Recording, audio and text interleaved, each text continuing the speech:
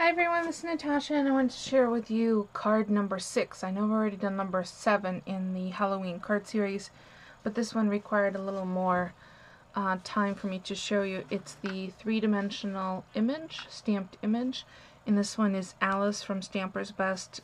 This is also Stamper's Best stamp. Start off with a white American Crafts base layer. There's a black cover stock layer and a piece of pattern paper from Prima Doodle Doo stack, which is this one. But for the example I'm going to show you now, I used a Nightfall stack from Memory Box, and it's actually not a stack, they're just loose papers and really nice rich fall Halloween colors. Not a stitch of purple and not a stitch of green. Really the auburns, the oranges, the rust colors. So I picked out two papers.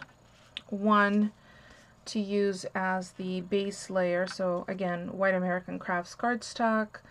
Cut in half, folded in half for standard A2 size, 4 1/4, 5 1/2. A layer of the black cover stock and then a layer of the pattern paper. It's there's a poem, and I suppose if I look really closely I could read it, but I have not taken the time to do that. And then I'm gonna do the layering the same way. But for now, and the other pattern paper that I used for the dress, because I paper pieced the dress part, is this sheet. And this was a little more difficult because it was so dark. You could see the pieces were so dark here. That's where I stamped it. So I just have to be careful to cut it out. So this is what I did. I took a piece of paper to stamp on, and I stamped the Alice image 3 times. Once for the base, once for an additional layer, which has dimensional tape on it, which is right here, 1/8 inch thick. And then once to cut the skirt and the hair, and then on the pattern paper just the skirt or the dress part. So it's the skirt, the little inseam or the little piece in between her 2 arms, and the little cuff of her on her shoulder. So I have already trimmed these out because you don't need to see me sitting here fussy cutting. I do use small scissors for small pieces like this, and it's more the short little detail scissors. I find you get better precision. You don't have to be super careful, and this doesn't have a lot of really elaborate pieces. It's just the skirt of the dress, the bottom of the dress. And then I did already edge all of the pieces in black Sharpie in order for it to just kind of hide any of my little cutting down sins. So now we're going to put it all together. So this is the base, the flat part, or the bottom flat. This is the one that has the dimensionals on its second layer. I've already attached the shoulder portion of the dress. It might be easier for you to see it right here.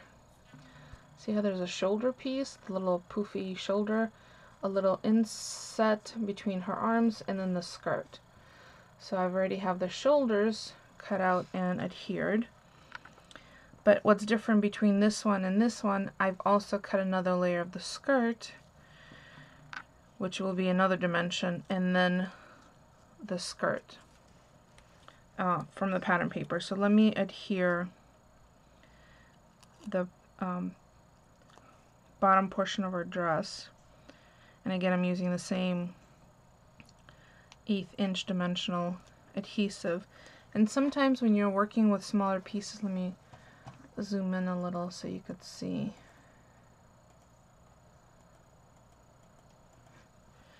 It's easier sometimes to use a pair of tweezers to position. So this will go, this piece, which has the dimension, will go on top of this, and the skirt will go on top of here. So I'm going to eyeball it, and it's always easier when you're not doing it on camera. But I will place it as closely as I can. There you go. So you see from the top it doesn't look like much, but from the side it is dimensional. And I'm going to do something different with the hair, which I'll show you in a minute. So now we can attach the skirt. I'm going to add just my zig two-way. And the reason it's called two-way, for those of you who are new to crafting, scrapbooking, is while it's blue, it's permanent. When you let it dry just a little, to turn white, it becomes temporary, just tacky. Okay, so I've attached the skirt portion. I hear the cat eating something in the kitchen she's not supposed to. I think she's in the dog food. And now I'm going to take the adhesive off of the bottom of this one and then place it on the base layer. What is she eating in there? There's nothing loose on the, nothing on the table that she would want. Our cat actually has a tendency to eat corn husks. And then, because she's not an outdoor cat, I think that's why she does it. Alright, so I'm gonna, oh, I know, my cereal bowl in the sink. Silly kitty. Okay. So now I have 2 full layers of the image, and then one that's just a skirt that's dimensional. And then the hair is also on dimensionals. And what I'm going to do with the hair is I'm going to, instead of coloring it with markers, which I still have to touch the skin of the face right there, and the arms with a Copic skin color marker. I'm just going to do one color, one tone. I'm not going to go too fancy. And then for the hair, I'm going to flock it. So let me grab my flocking and I'll be right back. Okay, so I have my flocking, which is this lovely caramel color. And these are just Studio G. They come in 4-packs. I got mine from AC Moore, and they're 4 coordinating colors, or sometimes like fall colors. I thought this color would look nice against the pattern paper. But before I do that, I just grabbed E00, which is this Snow White Copic marker, and I'm going to just get her face so it's not so stark white, and her hands. And you certainly can go fancier in your coloring if you like. I just don't feel like I need to. And her legs.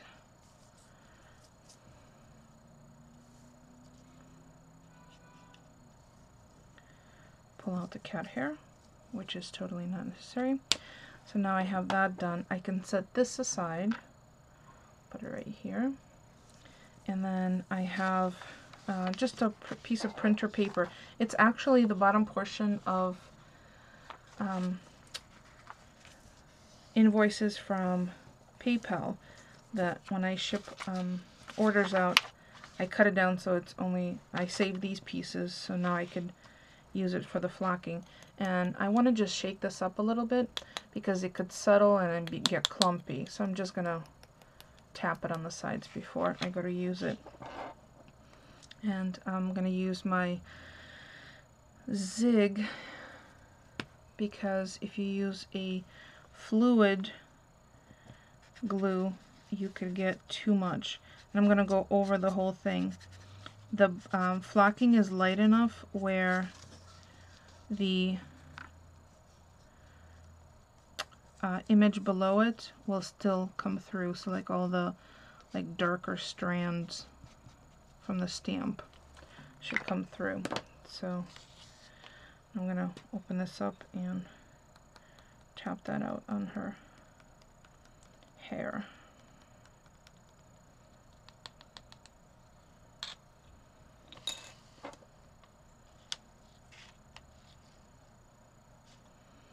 Since I already have my dimensionals on, I can hold. Maybe I didn't have enough glue.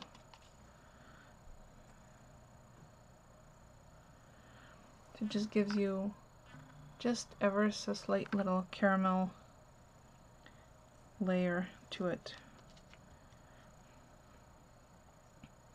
And when the glue dries completely, it'll be on there without a problem. Just want to tap off some extra and then set her off to the side and then replace the rest. So there's very little waste, just like with embossing powders.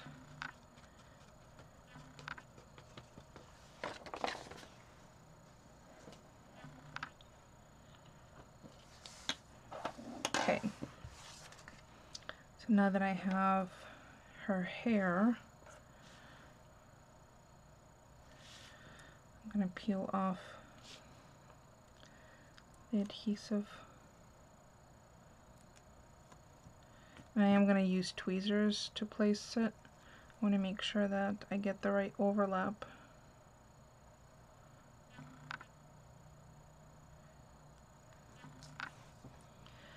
So I'm just holding up the image so I can accurately place where the hair is supposed to go, because there's a little bit of the face visible. You see a little bit of profile of the face and then the hair. So in profile it looks like that. Oh, you can even see the fuzzies from the hair. So now I just need to cut the strip. Now on this particular card I use the same pattern paper that I used for the paper piecing for the dress to cut a strip across, and then use the EK Success Punch on either side. I think that this pattern paper might be a little too dark, so let's audition this and see how that looks. Actually, that might not be too bad. Maybe a lighter strip of it. So I only need 3 3/4, and it's okay if I use excuse me, darker side over here because it's going to be layered once more. So that's good. Alright, so let me just trim this. So I need 3 3/4, just wide enough to add the strip of the punch image. And something interesting I found, let me zoom out so you're not staring at my screen so close. I found something interesting when I was trimming paper for this card. The distance from the markers, from the inch markers to the blade and the little wire that's on this particular trimmer are not exact. And the only way I found that out is by placing a ruler on top of the image or on top of what I was going to cut. So if I need a 3 3/4, if I put my ruler at 3 3/4, you see maybe you do need to be close to see that.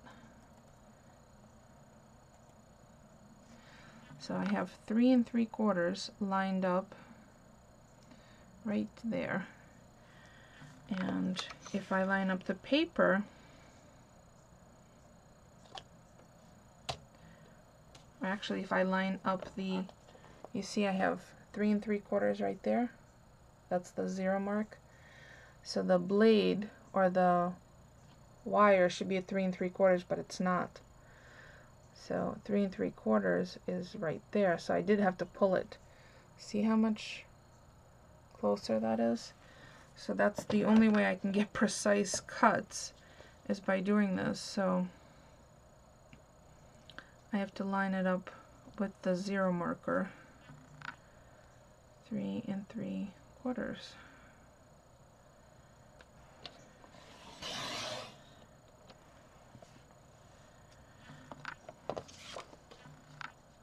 Of course, because I had scissors down. 3 3/4.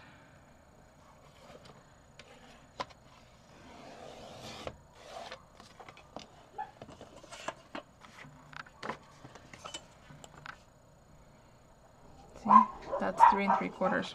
Sorry about the dogs. And then probably an 1.5 inches or so.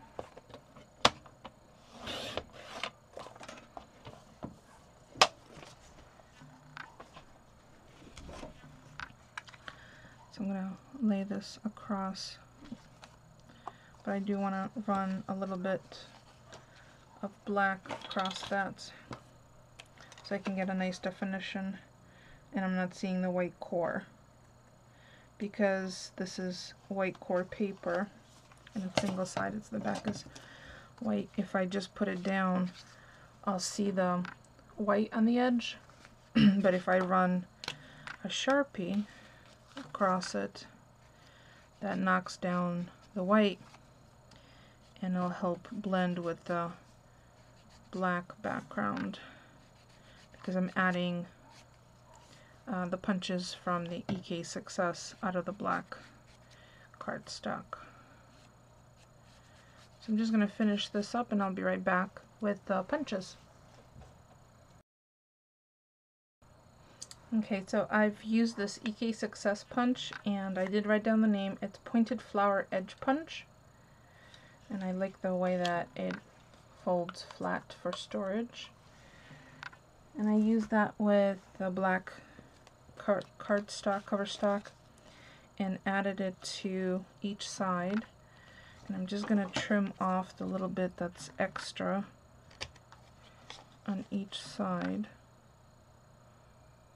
because I want that to line up with the edge of the orange piece of paper. And I think I want the lighter on this side.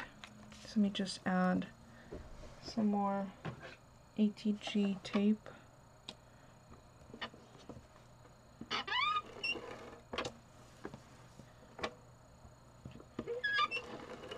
And I was actually thinking I might not be adding the little pointer finger on this particular one, because that side is so dark that the image of the Alice might be enough, and I don't want to cover too much of this beautiful branch and bird, and then Alice is going to go right there. So I'm going to just use, I think, glue, quick dry from Scotch.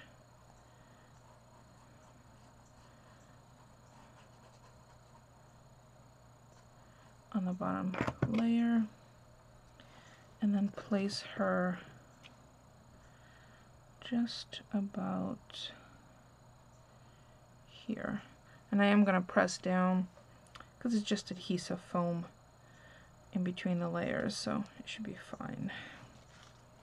But there's the ultra dimensional 3D, and I kind of like this negative space blank. So this is a variation. I think I would like the little black bow. Let me see if I have that near me. I think that will bring in that black texture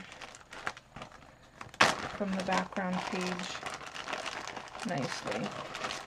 And these are from Wild Orchid Crafts. They're pre-tied small bows, which I think are perfect because who really wants to tie these itty bitty tiny little things?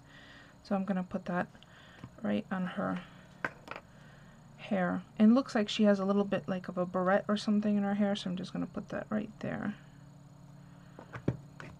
And this glue dries clear, so even if some of it squishes out, it'll be okay. I'm just going to hold it down for a little bit because there's texture on the hair part because I've added that flocking. So there you go. There's kind of the step-by-step of this 3D little Alice. I love this little stamp. It's cute, and you could stamp it just flat. You could paper piece. You could do this ultra dimensional 3D. So now I have two more Halloween cards. So this is Halloween series card number 7. Stay tuned for more, and as always, I'll include a link in the description below to the playlist of the previous cards, and at the end of this series, which I have not determined how many I'm going to do yet, I'll have all of them in one place for easy viewing and for reference if you would like to reproduce or borrow any of the designs or ideas from any of the cards. As always, if you have any questions, please leave me a comment. Otherwise, thank you so much for watching.